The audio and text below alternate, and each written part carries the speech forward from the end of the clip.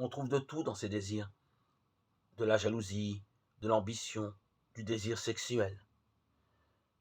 Il s'agit de passer de ces multiples désirs au désir le plus profond, le vrai, celui qui nous permettra de hiérarchiser tout le reste. Il n'y a pas deux amours comme il n'y a pas deux royaumes de Dieu.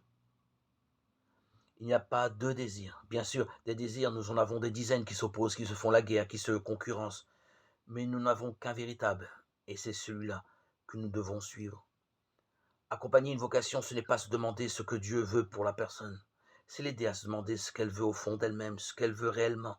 Parce qu'en réalité, c'est la même chose. Nous n'avons pas de meilleur indicateur de la volonté de Dieu que l'écoute attentive du vrai désir qu'il a mis en nous et que personne ne connaît sinon nous-mêmes.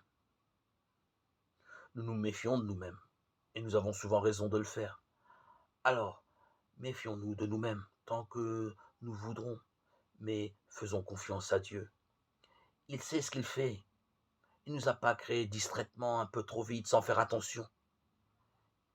Nous devons lui faire confiance à l'acte créateur.